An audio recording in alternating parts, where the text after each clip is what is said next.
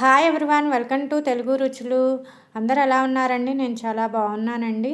మీకు గనక నా వీడియోస్ నచ్చితే లైక్ చేయండి, షేర్ చేయండి, సబ్స్క్రైబ్ చేయండి. మిగిలిపోయిన ఇడ్లీతో ఈవినింగ్ స్నాక్ని ఎలా తయారు చేయాలో చూద్దామండి. ఫస్ట్ మిగిలిపోయిన ఇడ్లీలన్నింటినీ కూడా ఒక ప్లేట్లోకి తీసుకొని పెట్టుకోవాలండి. ఎన్ని మిగిలితే అన్ని ఇడ్లీలన్నీ కూడా ఇలా ఒక ప్లేట్లోకి తీసుకొని ఇక్కడ చూపిస్తున్నట్టుగా ఇడ్లీలన్నింటినీ కూడా చిన్న చిన్న క్యూబ్స్గా కట్ చేసుకోవాలండి. ఈ విధంగానే కట్ చేసుకోవాలని లేదండి, మీకు నచ్చిన షేప్లో కట్ చేసుకోండి. పొడవుగా కావాలంటే పొడవుగా కూడా కట్ చేసుకోవచ్చు. నేను ఇక్కడ చిన్న చిన్న క్యూబ్స్గా కట్ చేస్తున్నానండి. ఇలాగా మన దగ్గర ఉన్న ఇడ్లీలన్నింటినీ కూడా కట్ చేసుకొని ఇక్కడ చూపిస్తున్నట్టుగా ఒక ప్లేట్లోకి తీసుకొని పక్కన పెట్టుకోవాలండి. అలాగనే ఒక ప్యాన్ స్టవ్ మీద పెట్టుకొని దాంట్లో మనకి డీప్ ఫ్రైకి సరిపడా ఒక 3 స్పూన్స్ ఆయిల్ వేసుకోవాలండి. ఈ ఆయిల్ మొత్తం కూడా బాగా కాగాలండి. ఇలా ఆయిల్ అంతా కూడా కాగిన తర్వాత కొంచెం జీలకర్ర, కొంచెం ఆవాలు కూడా వేసుకోవాలండి.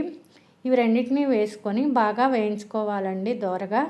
ఇలా జీలకర్ర ఆవాలన్నీ వేగిన తర్వాత మనం ఒక ఆనియన్ని సన్నగా కట్ చేసుకొని వేసుకోవాలండి. ఇలాగా వేసుకున్న తర్వాత వీటన్నిటిని కూడా బాగా కలుపుకోవాలండి. ఇలా ఆనియన్స్ అన్నీ కూడా ఆయిల్లో మగ్గే విధంగా బాగా కలుపుకోవాలి.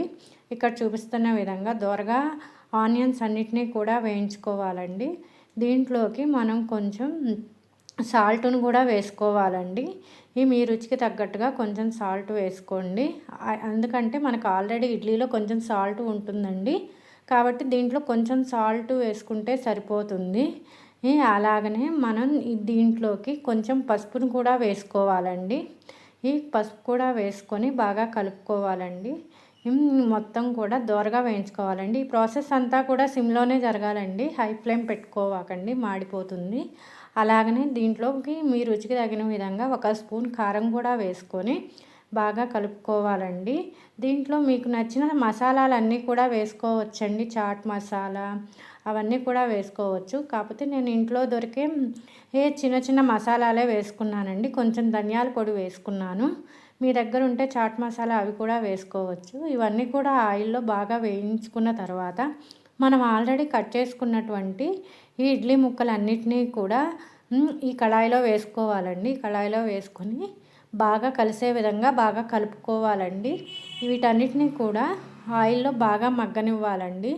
ఇలా మగ్గనిచ్చిన తర్వాత వీటన్నిటిని కూడా ఒక ప్లేట్లోకి తీసుకొని కొత్తిమీరతో గార్నిష్ చేసుకోవాలండి. ఇవి ఇలా వేయించి పిల్లలకు పెడితే చాలా బాగుంటుందండి. పిల్లలు కూడా ఎంతో ఇష్టంగా తింటారు. ఈవినింగ్ స్నాక్గా చాలా టేస్టీగా ఉంటుంది. పిల్లలు చాలా రుచికరంగా ఉందని చాలా ఎక్కువగా తింటారండి. ఒకసారి ట్రై చేయండి.